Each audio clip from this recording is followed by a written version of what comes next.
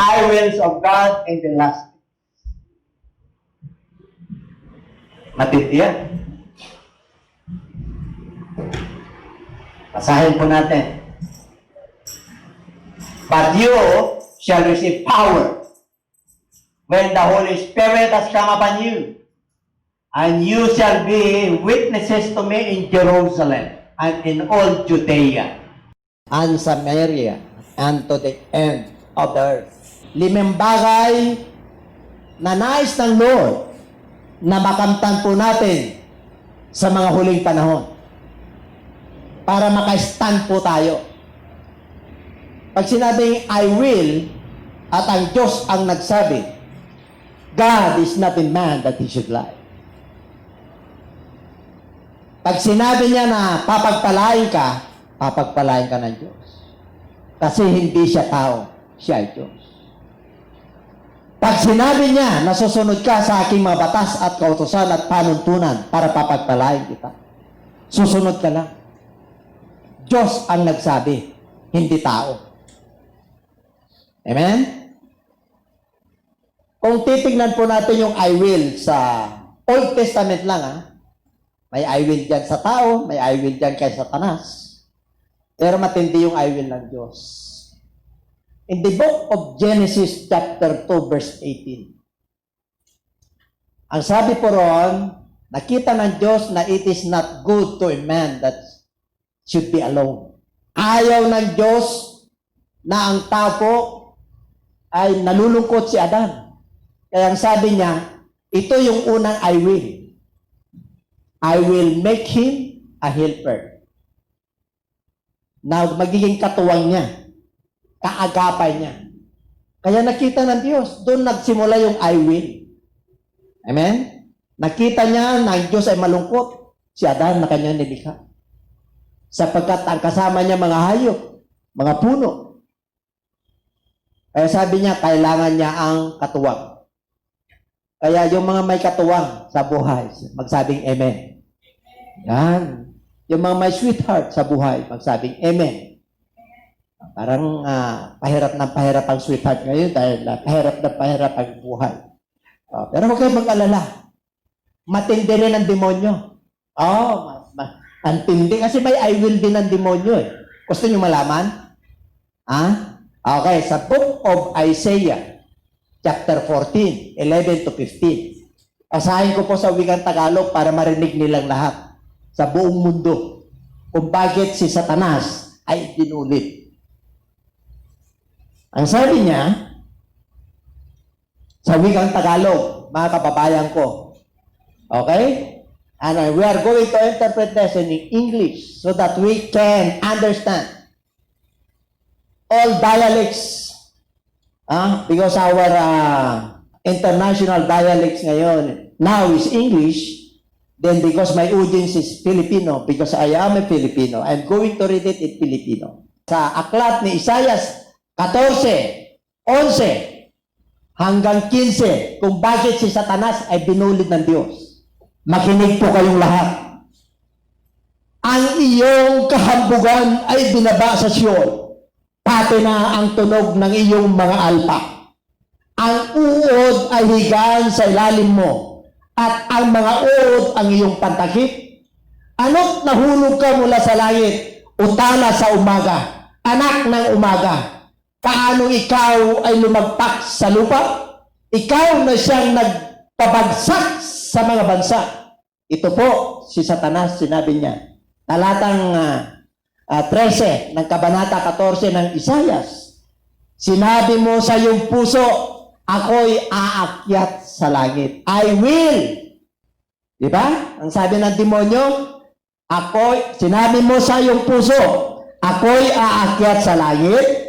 Sa itaas ng mga bituin ng Diyos, aking itatatag ang aking trono sa itaas. Ako'y uupo sa bundok na pinagtitipunan sa malayong hilaga. Ako'y aakyat sa itaas ng mga kaitaasan ng mga ulap. Gagawin ko ang aking sarili na gaya ng kataas-taasan. Di naman pinapantayan niya yung lumikha sa kanya. Kaya sabi ng Diyos, gayon may ibinabaka sa Sion, sa mga pinakamalalim na bahagi ng hukay. Yan ang kaso ni Satanas. Mataas, hambog. Nakikita niyo yung sarili niya, nilikha lang siya ng Lord, papantayan niya, hanggang sa ulap, hanggang sa langit, sa kaitaas-taasan. Kaya sabi niya, 5 yan na ako. Ako. Kaya mag-ingat sa salitang ako. Amen? Pag pinagpapala ka ng Diyos, ang Diyos ang nagbigay sa akin. Sapagkat ako'y may takot sa Diyos at ako'y mananampalataya ng ating Panginoon. Palapakan natin ang ating Panginoon. Yung palapag talaga na pinagpala. Kasi, yung I will ni Lord kasi si Lord There are 1,755 wills, I wills in the Bible sa Old Testament. 1,755. Kinuha ko lang yung pinakauna at saka pinaka-the best. Sa New Testament, gano'n din maraming I wills. Pero yung I will ni Lord ang pwede. Sabihin mo sa yung katabi, I will ni Lord. Hindi yung will natin. Let not my will be done, but your will be done. First will of the Lord. In the book of Joel chapter 2 verse 20, and it shall came to pass afterward that I will pour out my spirit on all flesh. Your sons and your daughters shall prophesy. Your old men shall dream dreams. Your young men shall see visions. Mangyayari nga na ibubuhos ko ang aking espiritu sa lahat ng laman. Ang inyong mga anak na lalaki at yung mga anak na babae ay sila po ay maghula. At yung mga matatanda sila ay managinip. At yung mga kabataan sila ay magkakaroon ng mga pangitayin. Verse 29. And also on my maidservants and on my maidservants I will pour out my spirit in those days. Maging yung aking mga lingkod, yung aking mga katulong, babae, lalaki, lahat sila ibubuhos ko at makakatamasa sila ng banal na Espiritu ng Diyos. Alam niyo po, si Propeta Joel, hindi po ganong recognize sa Bible. Nangyari po yan noong 500 years before Christ. At bago dumating ang ating Panginoon, kasi po, sila po ay dihag ng Babylonia. Patapos na po yung exile po nila noon. Kaya yan ang pinakita ng Lord sa kanila. Kailan magsisi kayo? Kasi nalungkot po siya kasi yung kanilang lugar sa Jerusalem nawasak, sinunog. Walang ari-arian. Bumalik po sila. Kaya nalungkot po siya. Kaya naghintay ang Lord ng pagsisisi. Kaya nung na-restore po, nagsisi po sila, I will pour out my spirit upon all flesh. Yan ang pangako ng Diyos. Hanggang sa panahon natin ngayon. In the book of Acts, nung nangaral sa Apostol Pedro, at sinabi niya, kinot niya, on the days of Joel, sinabi niya, pinupropesay niya. Hanggang ngayon, dapat taglay po natin yung kapuspusan ng banal na Espiritu upang tayo po ay makakalaban sa mundong ito. I will pour out my spirit. Walang tinatangi ang Diyos, mahirap, mayaman, ibang lahi, wala na. Nung dumating ang ating Panginoon, no more Greeks, no more Jews. Lahat po tayo ay pantay-pantay sa harapan ng Diyos. Dahil sa kanyang kamatayan sa cross. Amen? Sabihin mo sa katabi, mapalat ka. Oo. Minsan nagtatampo lang tayo sa Diyos kung ano na lang mga reklamo natin sa Diyos. Samantala hindi tayo karapat-dapat na biyayaan ng Diyos ng kanyang banal na Espiritu. Pero dahil sa kanyang kahabagan, hallelujah! Dahil sa kanyang kamatayan sa cross, ang sabi niya, I am thirst. I am hungry. Kaya ngayon, wow ang ating Panginoon. Bakit? COVID na. Pag dumating ang Lord, puro COVID ang isip ng tao, puro pag-alala. Dapat, pagdating ng Lord, ang nasa iyong isip ay pananampalataya, pag-asa, pag-ibig, salita ng Diyos, nararamdaman mo, nakasama mo ang Diyos, wala yung virus. Kaya pag pinuksan ng Diyos ang puso at isip natin, anong laman? Basic needs, hindi nagbago. Samantalang yung warning ng Lord, nandiyan na. Yung ating paglilingkod, abala pa rin tayo. Magising na po tayo. Wala bang nabago sa atin sa pandemya? Dapat yung spiritual natin, level up na. Ano pa yung nangyayari sa atin? Pareho ba lang yung na dati? No! Iba na yun. 2021 is more. Mas mahintindi ang kahirapan. Di sinabi ng Bible na mas paigi. Hindi tayo tinatakot ng Diyos. Binabalaan lang tayo para tayo ay magiging matalino. Binabalaan lang tayo para tayo po ay magiging matatag. Amen? Pero mo, wala siyang itinatangi. Men servant, mga lingkod, mga alipin, mga janitor, mga sakit sa lipunan, balik loob ka lang sa Lord, magsisi ka. And everybody say amen. Ganon kabuti ang Diyos. Hallelujah. The first I will is He will pour out His Spirit upon all flesh. Number 2, I will build my church. Kapag sinabi ng Lord na, I will build my church, itatatag ko ang aking iglesia. Hindi mo iglesia. Iglesia ng ating Panginoon. Hindi mo utak. Utak niya yan. Siya may author niyan. Gagamitin ka lang. Kaya pag pinagpala ka na pastor, bishop, huwag mong ipagmalaki na kagaya ni Satanas. Amen? Nalalampasan mo ang Diyos at ikaw ng Diyos, hindi obra. Nilikha lang po tayo ng Diyos galing sa labok, biyaya sa biyaya lang kung bakit tayo nagagamit ng ating Panginoon. Kaya wala tayong pagmamalaki. And I also say to you that you are Peter, and on this rock I will build my church, and the gates of the Hades shall not prevail against it. Yung itatatag ng Diyos na iglesia ay matibay. Hindi kayang gibain ng kuta ng demonyo. Kahit na nung kuta niyan, kahit na nung demonyo yan, kahit na nung kapangyarihan yan. Pag ikaw ay nakatuntong sa ibabaw ng bato, upon this rock, I will build the church. Ang foundation mo, ang saligan ng pananampalataya mo ay ang salita ng Diyos, ang turo ng Diyos, ang banal na Espiritu, ang salita ng Diyos. Hindi ka magbabago. Kahit nahirap ka sa buhay at ikaw ka, kilala mo yung Diyos mo na yung pinaglilingkuran. Hindi magbabago ang Diyos.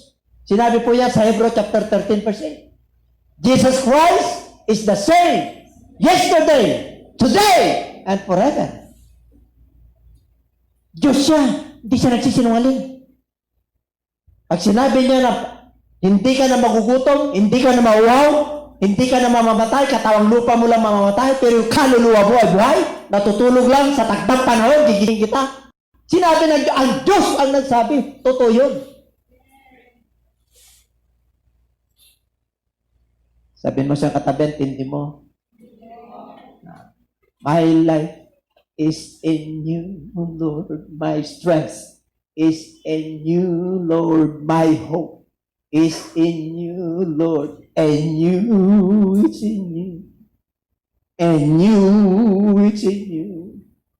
And you. Di ba? Pangalawa, pag sinabi niyang, I will build my church, antindi mo. Doon ka nakaangkla. Pero mo. Ang kinabibilangan mo, you are belong to the true church of God. The universal church. Pag sinabing universal church, ang mga pinili ng Diyos ng mananampalataya, yung mga bautismado sa pangalan ni Jesus, mga mananampalataya na kagaya sa atin, pag pumunta ka sa ibang bansa, sa ibang lahi, kapatid mo yun. At mararamdaman mo, pag sinabi niya na bautismado ka sa pangalan ni Jesus, Puspos ka ng banal na espiritu, kahit na wala kang karelasyon, magpakilala sa Kanya, you are now the member of the universe, church of the universe. Tatanggapin ka nila kasi kapatid ka nila sa pananampalataya. Kaya ang dami kang kapatid eh. Ang dami kang magulang sa pananampalataya. Oh, hindi ka nawalan. Magpatuloy ka lang, dadami ang anak mo sa pananampalataya. Dadami ang apo mo. Yung pinaka-network mo sa spiritual, lumalaki. Diba? Ang uso ngayon, networking. Pandemya na, may nagdi-networking pa. Hindi pa naman yun ng investment. Tatandaan nyo yan. Daming tumatawag sa akin, Lilo muna. Lilo. Hanggat hindi maayos yung kanonya natin, walang transaction. Amen? Kung mayroon ka ngayon, huwag mong iubos sa Lazada. Be wise. Baka nahumaling kayo kay Lazada, mumura. Mas mura sa China, yung pisyel, 2 piso na lang. Tayo lang naman ang may pisyel dito eh.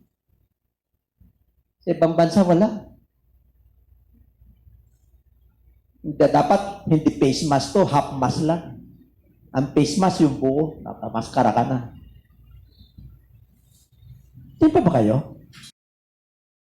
Pero mo ay, una, I will pour out my spirit.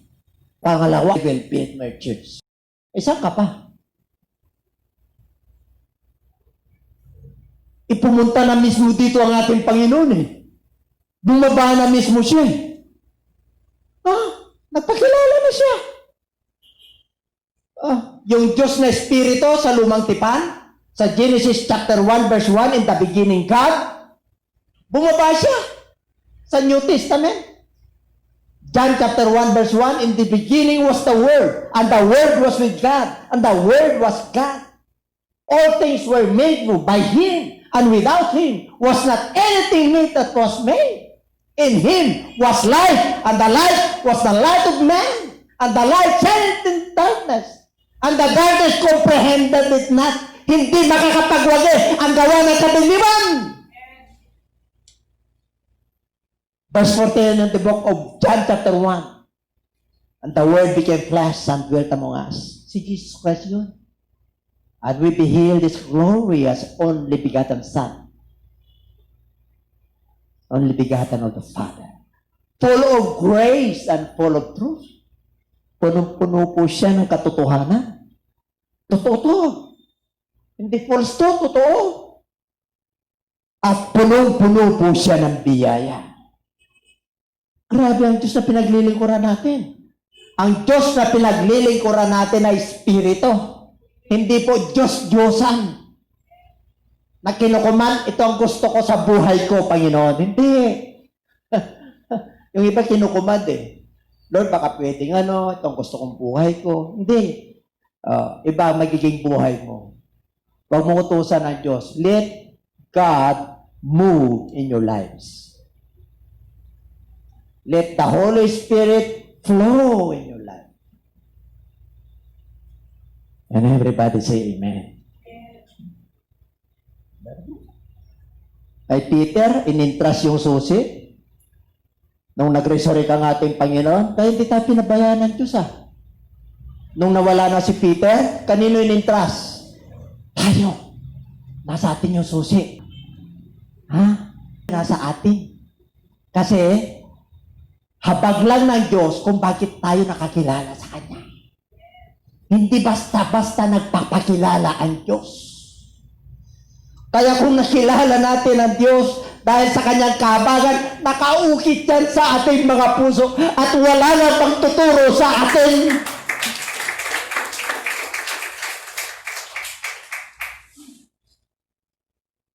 Number 3, I will. I will be with you. Gusto nyo ang Diyos nasa sayo? Even at the end of this world? At the end of this age? You want that the Lord will be with you always? Of course, yes. Sino ba naman ang ayaw? Sino ba naman ang ayaw na buhay na walang hanggan? Sino ba naman ang ayaw ng langit? Lahat ng tao, pag sinabi mo, sino ang gustong pumunta sa buhay na walang hanggan, ay walang pakontra dyan. But there are sacrifices to be offered. There are tasks to be done. It's not easy to enter into the kingdom of God. It's not easy to enter into the kingdom of heaven. It's not easy to feel the presence of the Lord. If you are misled and disobey God and grieve the Spirit, then God will depart from you. Huwag mong sabihin na puspos ka pa rin kahit na gumagawa ka ng kasalanan. Kaya sabi ng Lord sa Matthew 7:21, depart from me. You are doing iniquities and wickedness. Lord, we prophesy in your name. We declare your name. We made signs and wonders in your name. Yet the Lord said, I never knew you because you've done iniquities. Gumagawa kayo ng katampalasanan at makasalanan. Kaya pag ang tao, kahit na nabaptize siya at may miracle, pag gumawa yan ng kasalanan, tapos na. Akala niya sa Lord pa, wala na po yun.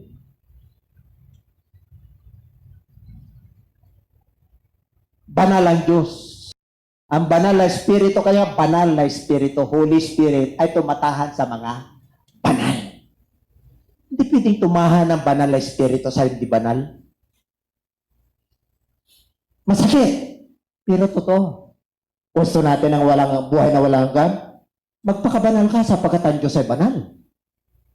Sinabi ng Lord magpakasakdal ka sapagkat sakdal ang Diyos. Be ye therefore holy because the Lord your God is holy. Be ye therefore perfect because your God is perfect. We are not holy, but we are going to holiness. It is a process. Habang tayo po ay sumusunod sa kanyang kautusan at pananuntunan, tayo po ay nagiging banal. Tayo po ay nagiging sakdal. Kaya sabi niya, I will be with you. Paano? Go ye into all the world and make disciples of all the nations, baptizing them in the name of the Father and of the Son and of the Holy Spirit, teaching them to observe all things that I have commanded you. And lo, I am with you always, even to the end of the age. Amen! Ano raw gagawin natin para Diyos sa atin? Umayo ka. Ginawa kitang mananampalataya, ginawa kitang anak, ginawa kitang mananampalataya kay Kristo para may gagawin ka. Umayo ka. Hindi panahon ng hayo, pandemya. Gamitin mo yung cellphone mo. Kaya nga, libre text, unlimited. Hanggang ngayon ba, busy ka pa rin? Wala kang panahon sa loved ones mo? Binigyan na tayo ng Lord ng pagkakataon kahit hindi mo na sila maabot. Kumusta na kayo dyan? Nay, Lola. O Lola Basyang, Lulu Basyo. Kumusta na kayo? Biro mo. Binigyan na tayo ng Lord ng pagkakataon. Anong ginagamit ng mga natin? Wala pa tayong ginagawa? Same pa rin. Panahon ng pandemya, busy pa rin. Gusto natin kumita. Hindi ka na nga pinakita ng Lord para magmuni-muni ka. Para yung mga mahal mo sa buhay, kinakalabit ka na ng Lord yun, pinagpipista ng demonyo. Tapos tayo rito, sarap-sarap ng presensya ng Lord. Ano sabi ng Book of Ezekiel? Ginawa kitang bantay. Son of man, I make you a watchman. Bakit? May gagawin ka. Bakit kita ginawa ka na? May gagawin ka. Bakit ginawang mananampalataya? Bakit mo naunawan ang salita ng Diyos? Kasi anak kita May gagawin ka.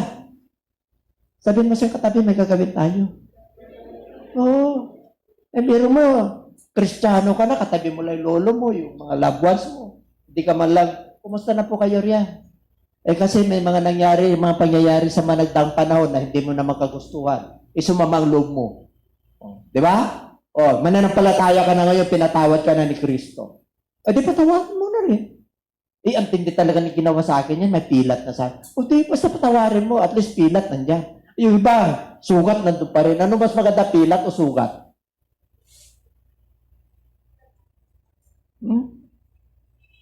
Yung sugat ng hapdi. Yung pilat wala ng hapdi. Yung alaala na lang, yung pilat. O alaala na lang pala eh. O di pag-aanin mo na, instead na 100%. Ngayon may naiwan pa, hindi ko kaya patawarin, may 20%. Hayaan mo na, Diyos na bahala. O, di ba? Parang hindi kayo makapaniwala. Di ba? Dapat ganun eh. Hindi pwede yung nagbago na yung tao, tingin mo pa rin sa kanya, makasalanan. Hindi ganun yun. Sino tayo para humusga sa tao? Sino tayo para... pero lang naman tayo nilakan ng Diyos Yan pa ba kayo? Parang masaya na kayo pagkakano na mga preaching Sarap, no? Sarap maglingkod. Sino gusto maglingkod talaga sa Diyos na tapat na sa kamay? Balanganin. Alam niyo mga kapatid, huwag kayo kalanganin. Pag sinabi lingkod tayo, Lord, by faith. Ganun, hindi yun. Paano kung darating ang Lord? Tinignan niya, kinaya mo pala ako O sino gusto maglingkod sa Lord? Diba? Alam niyo, pagka ikaw ay mananampalataya, pag tinanong sila sa inyo, sigurado ka bang pasok sa langit?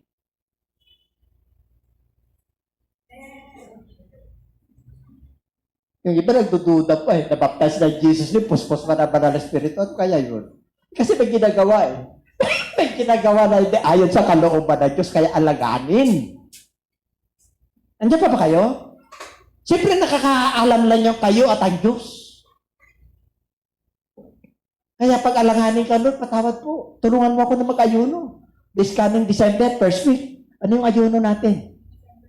December 5. Ang sarap mag-ayuno kaya. Tingnan nyo. Ipasunog nyo yung makahinaan nyo sa Lord. Wari, nagkukwako ka pa. Wari, tumutuma ka pa.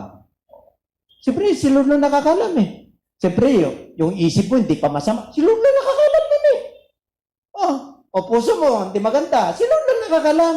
Kaya nga kasama yung fasting natin yan tsaka prayer para maisuko yan. Diba laughing in the outside, crying in the inside? Diba yun ang kasabihan? Who can know it? The heart is very deceitful above all. Only God knows your heart. Siya lang po ang nakakalam ng laman ng puso, ang Diyos lang. And everybody say amen. Kasi pwede tayo mag-artista di ba? Pwede tayo magkunyaring mabait. Di ba? Pero sa kaibuturan ng puso natin, kaya nga, magpakapuspos tayo lagi ng Holy Spirit I will pour out my Spirit. I will build my church. I will be with you. Bakit? May ginagawa ka Humayo ka. Magturo ka. Magpatuto ka. Yung ginawa sa'yo ng Diyos. Wala naman na walang ginawa sa atin ng Diyos. Bakit ka naging mananampalataya? Wari tanungin sa inyong mga kaibigan. Bakit nandiyan ka? Kasi in-invite lang ako ni Ano ba yun? Hindi ako niyang kahiya. Kaya ako nandito, binawa ko ng Diyos. Nagkaroon ako ng spiritual enlightenment. Dati madilim ang buhay ko. Dati pare-pareho tayong tumutuma. Ngayon kahit na paano, nabawasan na yung tuma ko. Ganun. Ano yung tuma? Tumato. Ako takahawak ng pitsil nun, ganito kalit ko. Ay nako mga kapatid, leader ako sa tumaan. Pero wala naman akong ibubuga. Ang binubuga ko lang yung bunganga ko. Amen? Kasi malakas ang PR ko Diyan pa ba kayo? Kilala ko ni Pastora. Kung hindi ako nakakilala sa Lord, nako mga kapatid, nasa kalye na rin ako. Ibagsak! Ibagsak! Ibagsak! Nandun ako nun Malapit na ako. Nandun ako sa Recto. Nandun lang yung aming universidad University of the East. Recto! Kaya nandun ako. May nam na lang nahabagang Diyos Nandito na ako, bumabawi. All of compliment. Ito ko nababawi. Kasi kasama mo ang Diyos Walang kukontra. Matatakot ang buong mundo kahit na sino pagkasama mo ang Lord. Pag ang banal na Espiritu ay kasama mo, huwag kang matakot mangaral.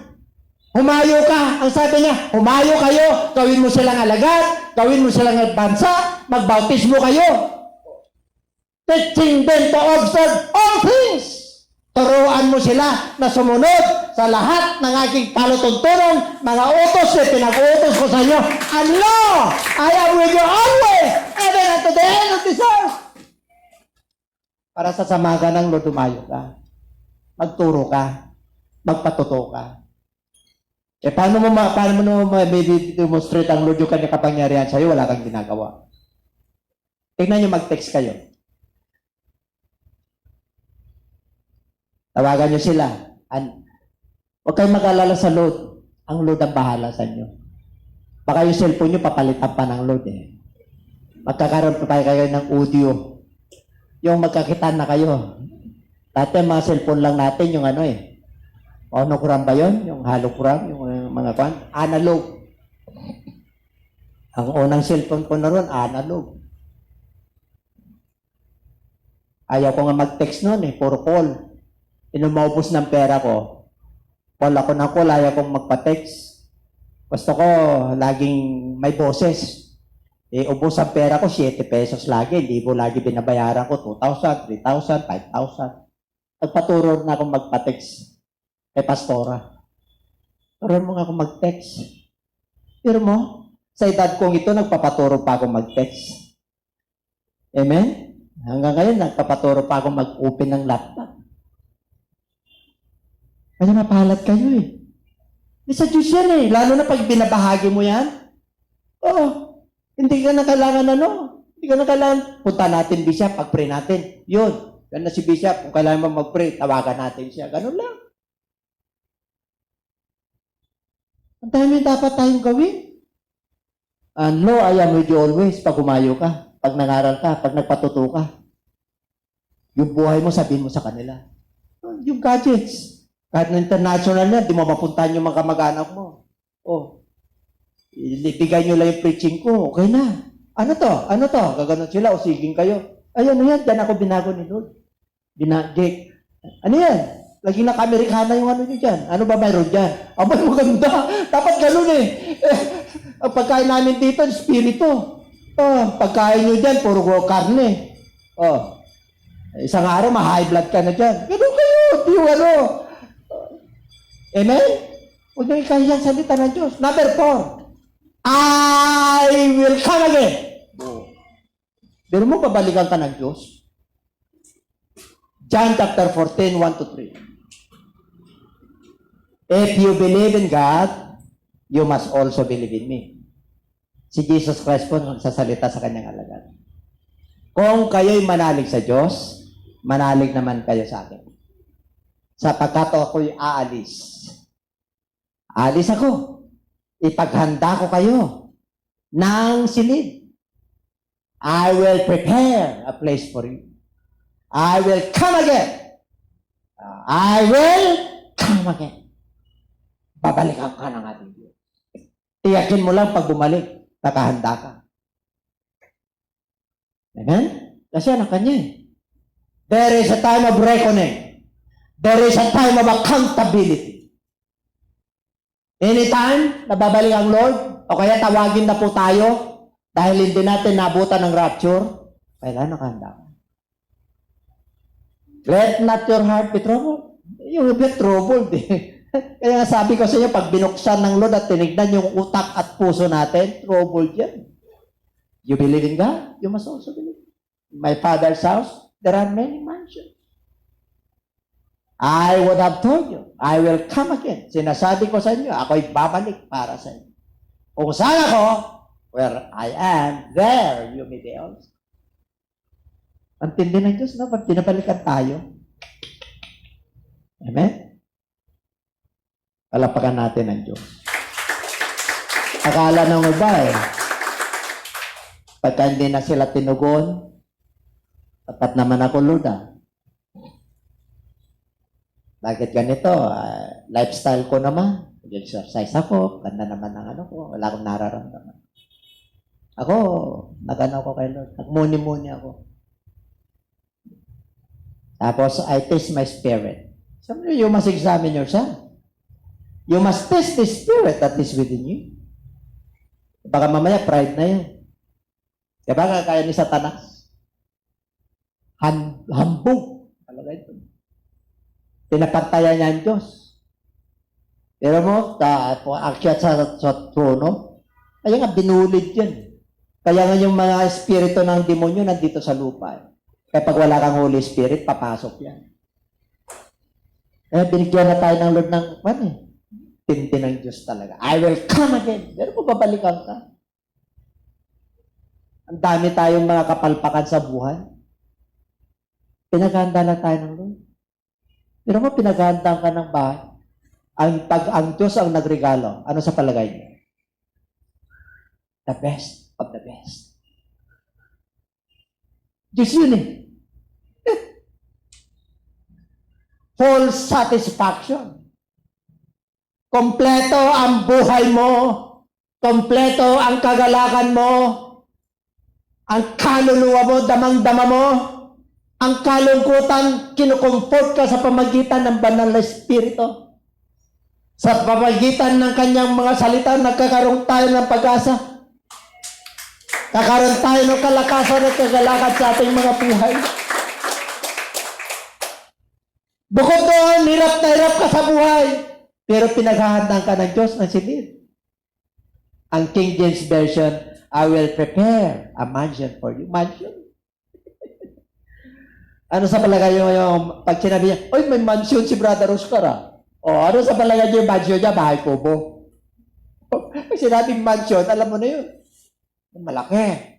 Tapos pagdating mo ron, uy, ang laki talaga. Pero mas malaki yung mansion ni brother. O, diba? Kanya-kanya mansion tayo dito. Alam niyo, yung mga mansion nyo sa langit, minsan isang poste pa lang. Bahay kalapati pa lang. Pero habang sumusunod ka, dalawa. Habang sumusunod ka, maging 3 at 4, pantay na yan. Eh, ninanapan nyo kagad ang Lord eh. Huwag kayong maghanap sa Kanya, hayaan mo, ang Diyos makakilos sa inyo. May awit po yan eh. I want to live. Ayan. The way He wants you to live. He wants me to live. I want to give until there's just no more to give. I want to love louder till there's just no more love. I could never outlove the Lord. Sarap ang likod sa Lord, no? Wala ka nang maibigay. Sarili mo lang, buhay mo bigyan mo. Yung pag-ibig niya na nararamdaman mo kahit na mahirap ang buhay, na ibibigay mo sa kanya yung sacrifices, yung panahon mo, yung talent mo, hindi nawawala ng kabuluhan. Yan lang naman natin ang gratitude sa ginawa niya sa ating mga buhay. Kung mayroon mang bigyan natin ng gratitude ang ating Diyos. Pero mo, papunta na tayo sa hell, inahon tayo ng Lord, patungo sa buhay na walang hanggan. Kaya, yung regalo ng Diyos sa atin, huwag niyong basta-basta pakawalan. Yan yung pinakamahalagang yaman po natin. Nahahawakan po natin. At ipapamana po natin yan sa ating mga mahal sa buhay.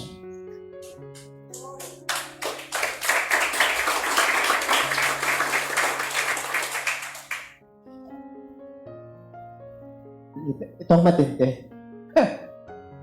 Hindi tayo pinabayaan ng Diyos. Acts chapter 1 verse 8. I will give you power.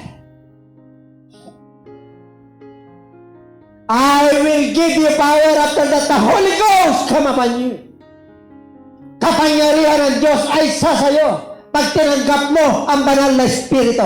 Pag napuspos ka at bautismado ka sa banal na Espiritu Santo, kahit anong ori ng kahirapan, kahit anong ori ng karamdaman, kahit anong ori ng problema, kayang-kaya mong sagupain sapagkat kasama mo ang Diyos sa buhay mo.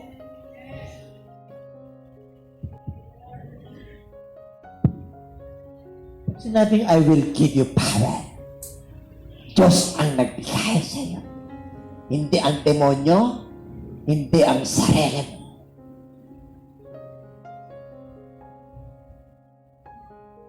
But you shall receive power When the Holy Spirit has come upon you.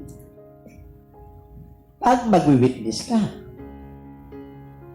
pag wala kang ginagawa, hindi ka nagsasaksi kay Kristo, ay wala kang power.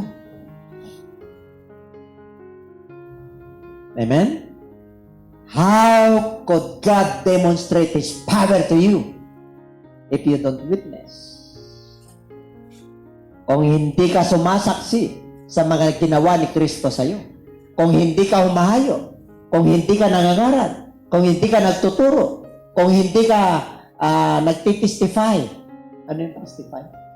Hindi ka nagpapatotoo sa iyong mga kamag-anak kung ano nangyayari sa iyo. Dapat sabihin mo sa'yo, payapa ako ngayon, kahit na pandemya.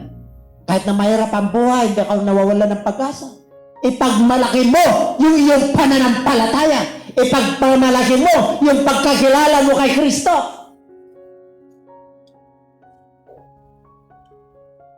Para yung kanyang kapangyarihan ay matamo mo.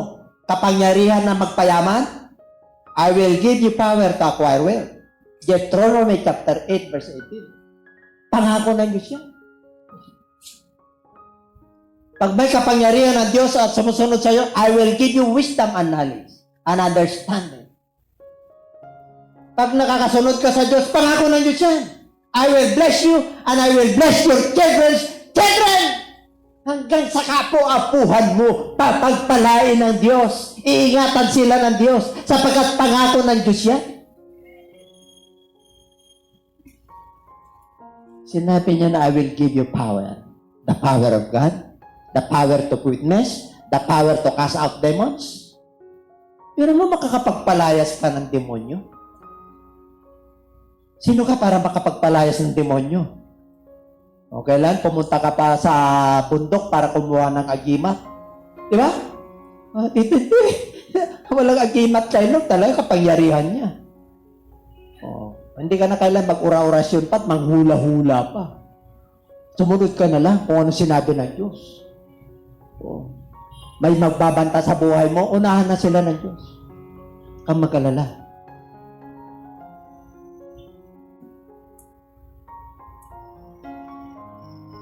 Yan pa ba kayo? Palapakan natin ang Diyos.